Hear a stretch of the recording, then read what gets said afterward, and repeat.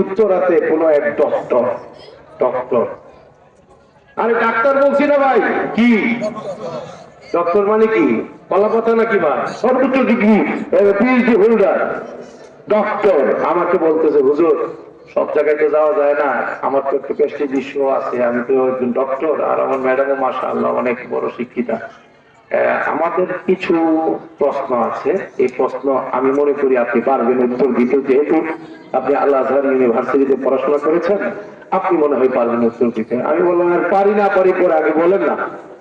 বললো যে হুজুর আমিও তাহাজ্জুদ করি, আমার ম্যাডামও তাহাজ্জুদ পড়ে। এটা ভালো কথা, আল্লাহর ওলি। সমস্যা কোন জায়গায়? হুজুর একদিনও তাহাজ্জুদ নেই না, আমিও না আমার ম্যাডামও না, তবে তাহাজ্জুদ করি ফজরের নামাজের পরে।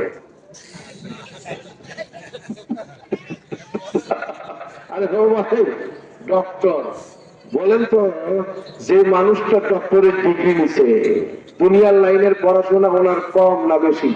বেশি। কিন্তু ফজরের নামাজ নিয়ে ফালাইছে, তাহাজ্জুদ নিয়ে ফালাইছে ফজরের পরে। এই প্রশ্নের দ্বারা কি বোঝা যায়? শরীয়তের লাইনের পড়াশোনা আছে না জিরো? কথা বুঝেছে না কিছু? হ্যাঁ, আমি ওনারে বললাম যে আচ্ছা প্রশ্ন কি শেষ না আছে? আরো আছে। আমি বললাম যে প্রথম নবী তো দামাই লেগেছে, বলেন পরের প্রশ্ন।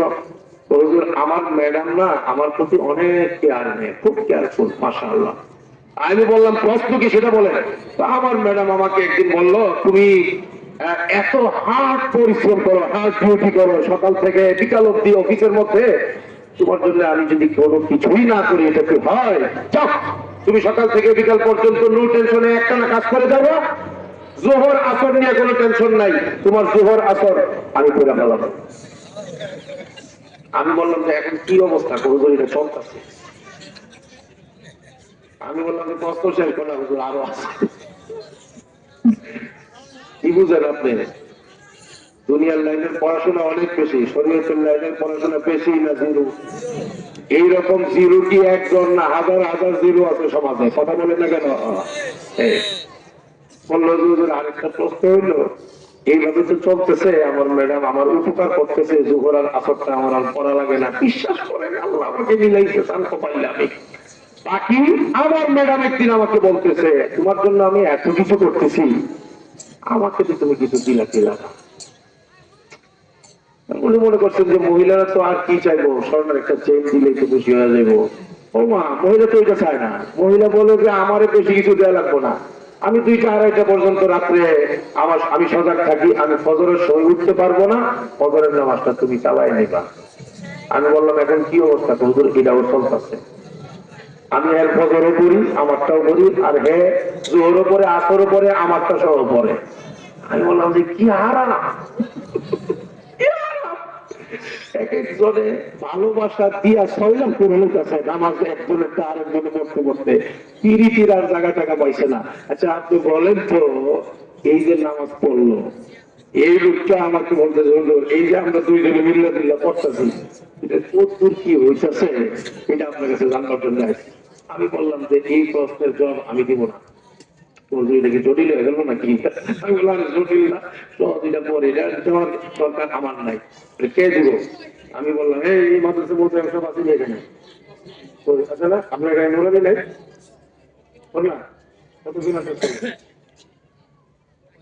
35 জন নুরানি বিভাগ, একটা বিভাগ আছে আমাদের মাদ্রাসাগুলিতে, দেখছেন আপনারা? নুরানি বিভাগের মধ্যে ছাত্ররা তো মনে হয় দাড়ি মুছ পাক্কা 70-80 বছর বয়সী হয় নাকি? ওর আন্ডা বাচ্চা কেসে এইরকম 5 বছর 6 বছরের বাচ্চা বলা নুরানিতে পড়ে। কথা বুঝতেছেন নাকি? তুমি কি বলো? কি বলো? করো না? আল্লাহ আল্লাহ তাকে কবুল করেন, আমিন করেন। এই ডক্টর আমাকে বলতেছে, হুজুর তাইলে এই প্রশ্নের উত্তর আমি পত্রিকা দেব। আমি বললাম যে আপনি বাংলাদেশের কওমি মাদ্রাসাগুলোর যে কোনো একটা যাইবেন, একটা নুরানি বিভাগ পাইবেন, ওখানে গিয়া যে আন্ডা বাচ্চাগুলো আছে এদেরকে গিয়া বলবেন, আব্বা, আব্বাই কি দিব, আব্বা আমি ফজরের নামাজের পরে তাহাজ্জুদ পড়ি, তুমি এই ব্যাপারে কি কো, এটা হয় কিনা? আপনি দেখবেন আমাদের কওমি মাদ্রাসার যেই ছেলেগুলো পড়ে না ভর্তি হয়, যেদিন থেকে ভর্তি হয় ওই দিন থেকে মাসলা শেখা শুরু হয়ে যায় এদের। ওই দিন থেকেই তাদের নামাজ, এদের পোশাক, এদের আখলাক এই সবগুলো শেখা শুরু হয়ে যায়।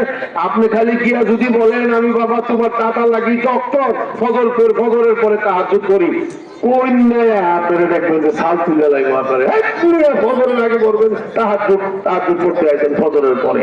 আমাদের এই কওমি মাদ্রাসা গুলো হইল দিন শিখাইবার কারখানা, দিন জিন্দা করবার কারখানা। এই জন্য কওমি মাদ্রাসা হইল সব বাতিলের শত্রু। কওমি মাদ্রাসা যেখানে একটা সৃষ্টি হয়, আশপাশের সকল শয়তান চারটি গুল করে পালাইতে বাধ্য হয়। কথা কি আমার তো অবাস্তব না বাস্তব? কথা বলেন না কেন ভাই? এই জন্য আজকের এই জায়গায় আমি আপনাদেরকে জিজ্ঞেস করে জানতে চাই, কোরআন শেখার জন্য, কোরআন জানার জন্য, ইসলাম শেখার জন্য, ইসলাম জানার জন্য, পরকালে জান্নাতি হওয়ার জন্য, নবীকে চিনবার জন্য, আল্লাহকে চিনবার জন্য, দেশ রক্ষা করবার জন্য, কাদিয়ানি থেকে নিজেকে বাঁচাইবার জন্য, সকল বাতিলকে নির্মূল করবার জন্য এই সকল মাদ্রাসা এবং আলেম ওলামাদের দরকার আছে না নাই? এই জন্য আমি খুব খুশি আজকে এই জায়গায় এসে।